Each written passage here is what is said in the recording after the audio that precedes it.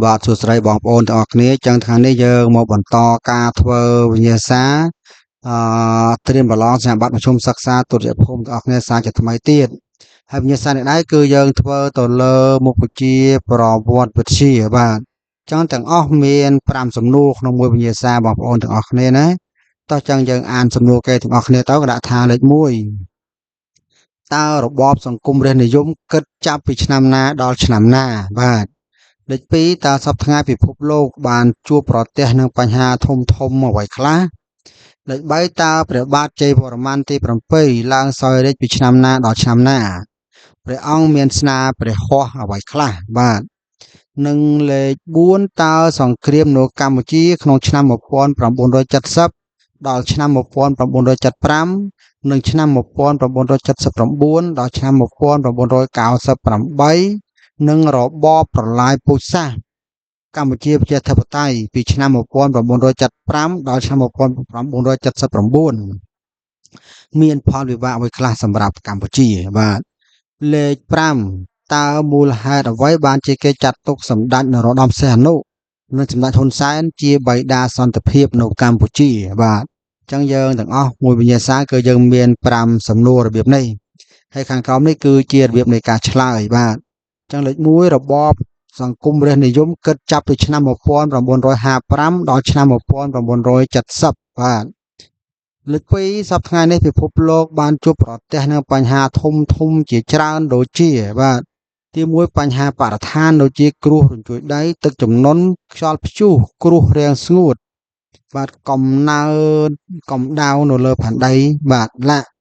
មួយទៀតបញ្ហាសង្គ្រាមអស្ថិរភាពសន្តិសុខសង្គមមានដូចជាការបំផ្ទុះក្របបែកបាទកម្មទុះក្របបែកសាសនាគម្រាមកំហែងបាទមួយទៀតគឺបញ្ហាកំណើនប្រជាជននិងជនអន្តោប្រវេសន៍មានដូចជាការធ្វើចំណាក់ស្រុកសង្គ្រាមក្នុងស្រុកនិងតំបន់ខ្វះផ្នែកអប់រំនិងសុខាភិបាលបាទអញ្ចឹងយើងឈានចូលដល់សំណួរទី3បាទចម្លើយទី3ព្រះបាទជ័យវរ្ម័នទី7បានសោយរាជ្យពីឆ្នាំ1181ដល់ឆ្នាំ1218បាទចឹងពីឆ្នាំ1181ដល់ឆ្នាំ1218បងប្អូនដកមើលតើមានរយៈពេលប្រហែលឆ្នាំដែរបាទហើយស្នាព្រះហស្ថសំខាន់របស់ព្រះអង្គរួមមានទី1រំដោះប្រទេសចេញពីការត្រួតត្រារបស់ចម្ប៉ាហើយបានវាយយកចម្ប៉ាដាក់ជាចំណុះវិញមួយទៀតកសាងក្រុងអង្គរទី4បាទពង្រឹងកិត្ដស័ព្ទប្រទេសនិងទឹកដីឲ្យល្បីល្បាញទឹកដីខ្មែរឲ្យល្បីល្បាញ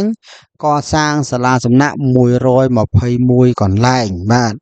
កសាងមន្ទីរពេទ្យ102កន្លែងកសាងឬក៏សាងសង់ប្រាសាទបុរាណជាច្រើនទុកសម្រាប់កូនចៅជំនាន់ក្រោយកសាងផ្លូវថ្នល់ស្ពាននិងសាកលវិទ្យាល័យបាទប្រមូលអ្នកប្រាជ្ញបណ្ឌិតកវីបណ្ដុះបណ្ដាលកូនខ្មែរបាទចឹងទាំងអស់នេះគឺជាស្នាដៃរបស់ព្រះបាទជ័យវរ្ម័នទី7ចឹងយើងមកមើលចម្លើយលេខ4សង្គ្រាមនៅកម្ពុជាពីឆ្នាំ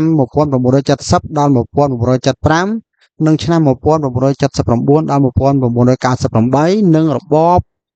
ប្រឡាយពូជសាសន៍កម្ពុជាប្រជាធិបតេយ្យពីឆ្នាំ1975ដល់1979មានផលវិបាកសម្រាប់កម្ពុជាដូចតទៅបាទទី1យើងនិយាយពីផ្នែកសង្គមបាទសង្គមមានដូចជាសម្រាប់ជីវិតមនុស្សជាង3លាននាក់បន្សល់ទុកអ្នករងរបួសជនពិការក្មេងកំព្រានិងស្ត្រីមេម៉ាយបាត់បង់ធនធានមនុស្សបាទជួបនៅអនាធិបតេយ្យចោរកម្មអំពើពុករលួយនិងអយុត្តិធម៌បាទបំបត្តិសិទ្ធិសេរីភាពជំនឿនិងសាសនាបាទផ្នែកខាងសេដ្ឋកិច្ចវិញគឺដីស្រែចម្ការទំនេរចោលคล้ายជាចម្ការមីនរណ្ដៅក្របបែករោងចក្រសហគ្រាសចម្ការកៅស៊ូត្រូវបានបំផ្លាញបាទបំផ្លាញហេដ្ឋារចនាសម្ព័ន្ធស្ពានផ្លូវថ្នល់សំណង់បរិក្ខារផ្សេងបំបត្តិធនធានបាទបាត់បង់ធនធាននិងអ្នកវិនិយោគទុនមិនហ៊ានចូលមកមួយទៀតនោះគឺទំនិញឡើងថ្លៃបាទអតិផរណាក្រដាសប្រាក់បាទចឹងយើងចូលមកមើលផ្នែកខាងនយោបាយវិញបាទនយោបាយវិញប្រទេសកម្ពុជាបាត់បង់កេរ្តិ៍ឈ្មោះកិត្តិយសលើឆាកអន្តរជាតិបាទមួយទៀតនោះគឺប្រជាជនបាត់បង់ជំនឿចិត្តនិងទំនុកចិត្តលើថ្នាក់ដឹកនាំ និងអស់សង្ឃឹមលើជោគវាសនារបស់ប្រទេសជាតិបាទចំណុចមួយទៀតកម្ពុជាបាទនាំកម្ពុជាទៅរកការកាប់សម្លាប់រង្គាលលើចិត្តសាសន៍ខ្លួនឯងបាទមួយទៀតកម្ពុជាជាប្រទេសរស់នៅដោយឯកាបាទចឹងទាំងអស់នេះគឺជាផលលំបាកដែលកើតឡើងដោយសារសង្គ្រាមបាទសង្គ្រាមរវាងសង្គ្រាមនៅកម្ពុជាយើងបាទណាគឺសង្គ្រាមកម្ពុជាយើងគឺចន្លោះពីឆ្នាំ1970ដល់1975និង1979ដល់1998ហើយពិសេសមួយទៀតនោះគឺនៅក្នុងរបបកម្ពុជាប្រជាធិបតេយ្យយើងហៅកាត់ថារបបផ្លែពូជសាសន៍បាទយើងដឹងហើយថាកាលណាមានសង្គ្រាមគឺมันមានការអភិវឌ្ឍទេมันមានការអភិវឌ្ឍបានលុះត្រាតែគឺយើងអត់មានសង្គ្រាម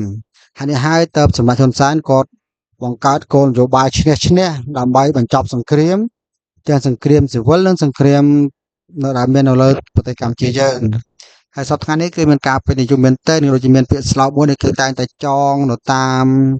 គ្រប់បដាវត្តអារាមទីសាធារណៈមន្ទីរធ្វើការផ្សេងៗនៅពាក្យថាខ្ញុំស្រឡាញ់សន្តិភាពនេះបានន័យថាគឺប្រទេសខ្មែរយើងជនជាតិមួយដែលស្រឡាញ់សន្តិភាពនិយមសន្តិភាពព្រោះកាលណាមានសន្តិភាពគឺមានការអភិវឌ្ឍចឹងយើងចូលមកដល់ចម្លើយទី5បាទទី5បានជាគេចាត់ទុកថាសម្ដេចនរោត្តមសីហនុបាទនិងសម្ដេចហ៊ុនសែនជាបិតាសន្តិភាពនៅកម្ពុជាពីព្រោះទី1គឺយើងនិយាយពីសម្ដេចនរោត្តមសីហនុបាទជាអ្នកផ្ដើមឲ្យមានការចរចារកសន្តិភាពបាទជាប្រធានក្រុមប្រឹក្សាជាតិជាន់ខ្ពស់ INC បាទជាអ្នកចុះហត្ថលេខាលើសន្ធិសញ្ញាទីក្រុងប៉ារីសនៅថ្ងៃទី23តុលា1991ជាអ្នកបង្រួមជាតិជាអ្នកផ្សះផ្សាជាតិដោយធ្វើការផ្សះផ្សាវិបត្តិក្រោយការបោះឆ្នោតឆ្នាំ1993ដែលកើតចេញពីការដណ្ដើមអធិបុលគ្នារវាងគណបកប្រជាជនរវាងគណបកហ៊ុនស៊ិនប៉ិចនិងគណបកប្រជាជនកម្ពុជាបង្កើតបានជារដ្ឋាភិបាលចម្រុះបាទជាអ្នកផ្សះផ្សារាល់វិបត្តិនយោបាយក្រោយការបោះឆ្នោតជ្រើសរើសតំណាងរាស្ត្រឆ្នាំ1998និងឆ្នាំ2003បាទអញ្ចឹងយើងចូលដល់សម្ដេចហ៊ុនសែនវិញបាទហ៊ុនសែនគាត់ក៏ជាបិតាសន្តិភាពនៅកម្ពុជាយើងដែរបាទដោយសារគាត់គឺជាអ្នកផ្ដួចផ្ដើមឲ្យមានការចរចារកសន្តិភាពជាអ្នកចុះហត្ថលេខាលើកិច្ចព្រមព្រៀងសន្តិភាពទីក្រុងប៉ារីសថ្ងៃទី23តុលាឆ្នាំ1991បាទជាអ្នកធានាអះអាងរកសន្តិសុខសម្រាប់ធ្នាប់ក្នុងពេលបោះឆ្នោតជ្រើសរើសតំណាងរាស្ត្រនៅថ្ងៃទី23-28ឧសភាឆ្នាំ1993បាទជាអ្នកផ្សះផ្សាវិបត្តិក្រោយការបោះឆ្នោតឆ្នាំ1993ឆ្នាំ1998ឆ្នាំ2003និងឆ្នាំ2013បាទជាអ្នកបញ្ចប់សង្គ្រាមស៊ីវិលទាំងស្រុងនៅកម្ពុជាដោយអនុវត្តគោលនយោបាយឈ្នះឈ្នះយុទ្ធសាស្ត្រឈ្នះឈ្នះបាទដែលបានរំលាយអង្គការចាត់តាំងខ្មែរក្រហមនិងធ្វើសមាហរណកម្មកងកម្លាំងខ្មែរក្រហមឲ្យចូលមករួមរស់ជាមួយរាជរដ្ឋាភិបាលនៅឆ្នាំ1998នាំមកនូវសន្តិភាពវពាណិជ្ជកម្មនៅកម្ពុជាបាទចឹងវីដេអូនេះក៏សូមបញ្ចប់ត្រឹមតែប៉ុណ្ណេះអរគុណសម្រាប់រាល់ការតាមដានរបស់បងប្អូនអរគ្នាដែលខ្ញុំតែងតែធ្វើវីដេអូនេះតាំងពីដើមដល់ចប់បាទអរគុណសម្រាប់ការគាំទ្រជួបគ្នានៅវីដេអូក្រោយៗទៀត